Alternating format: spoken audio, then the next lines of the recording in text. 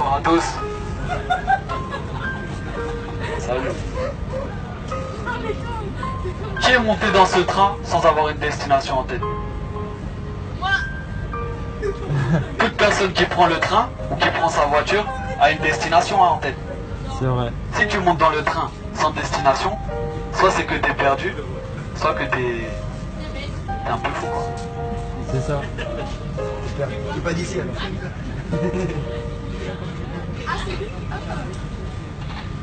Mais maintenant, est-ce que tu savais que ta vie a une destination aussi?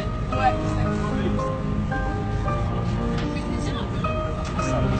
Est-ce que dans ta vie tu sais qu'il y a une destination aussi? Pourquoi tu vis? C'est ma question pour ce soir. Pourquoi tu vis? Voilà, parce que Dieu t'a créé. Gloire à Dieu. Mais c'est pas tout.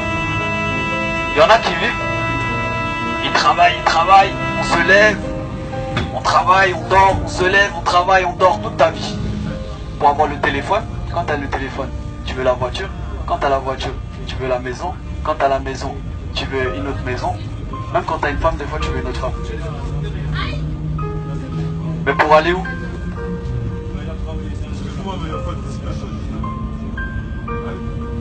Pour aller où? C'est pas le trajet qui compte, c'est la fin en fait. C'est ça. C'est la fin qui compte. Maintenant, aujourd'hui, j'aimerais te dire, la fin d'une chose vaut mieux que son commencement. Peut-être tu commences avec l'argent, mais l'argent c'est pas la fin. La fin c'est la mort, parce qu'il est donné à tous les hommes de mourir une fois. Longtemps tu t'es préparé pour acheter ta voiture. Longtemps tu t'es préparé pour avoir ta femme. Mais combien de temps tu t'es préparé pour rencontrer Dieu? Et la Bible nous dit pourtant, prépare-toi à rencontrer Dieu. Maintenant, à n'importe quel moment tu peux mourir. J'espère que tu vivras longtemps. Mais malheureusement, il y en a qui meurent à 20 ans. Il y en a qui meurent à 18 ans, qui avaient demandé personne. Et eux, ils sont pas meilleurs que nous. Alors aujourd'hui, toi aussi, tu peux mourir jeune. C'est triste, mais c'est la vérité. Et si tu meurs, aujourd'hui tu avais mis ton espérance, peut-être putain j'aurai un beau mari.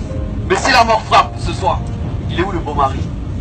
Peut-être tu voulais être célèbre, mais si la mort frappe, elle est où la célébrité? Par contre, Dieu sera bel et bien là.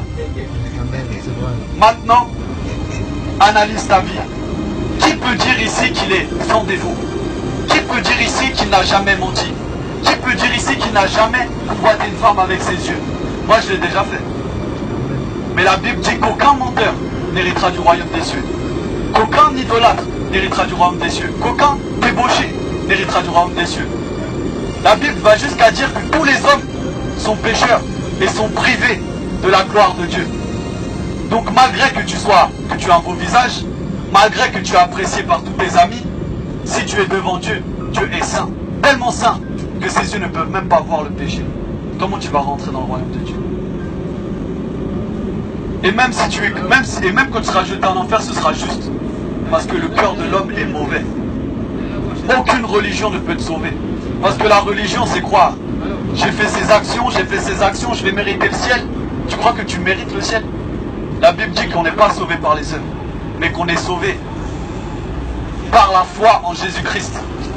Parce que tout a un prix dans la vie. Même tes péchés ont un prix. C'est pas gratuit. Dieu est juste et quelqu'un doit payer. C'est pour ça que Dieu, dans son grand amour, oui, parce que Dieu est amour, sa volonté est que tout homme soit sauvé, que tout homme ait la vie éternelle. Il a envoyé Jésus-Christ, son Fils. Il a bu la coupe de la colère de Dieu. Toutes les fois où tu as menti, toutes les fois où tu as haï, Jésus-Christ l'a subi par amour pour toi. Parce que tout comme un père a compassion de ses enfants, l'Éternel a compassion de ceux qui le craignent. Dieu te demande simplement une chose. Repens-toi. Cesse de faire le mal. Cesse de vouloir être le Dieu de ta vie. Mets ta foi en Jésus-Christ, tu seras sauvé. Vous savez, dans la Bible, j'ai lu une histoire, je vais la partager avec vous. Attendez, on attend les autres.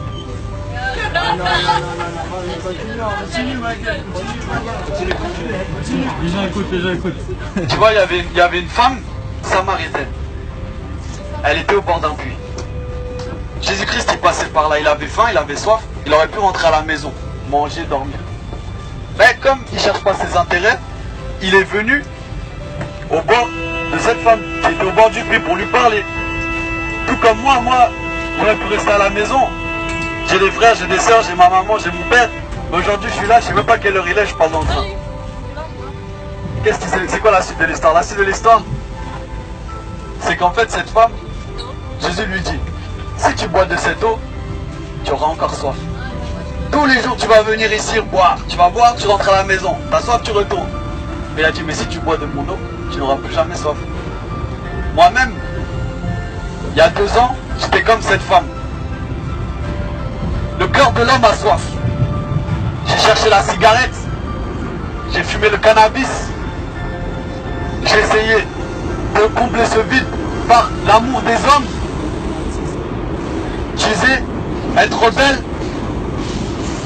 Mais mon cœur n'est jamais satisfait. Tout comme si tu as la voiture que tu désires, tu ne seras pas satisfaite. L'homme vit d'espoir. Tu te dis peut-être plus tard, je serai plus heureux qu'aujourd'hui.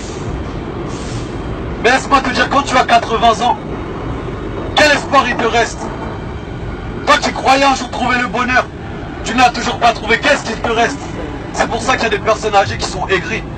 Tu vois la mort s'approcher. Et qu'est-ce qui restera de tous tes biens? Qui va en profiter? Personne.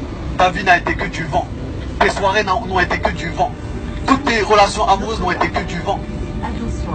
Parce que tu as construit la maison sur le sable. Mais Dieu veut que tu construises la maison sur le roc. Amen. Sur sa parole. Parce que Dieu n'est pas un homme pour mentir.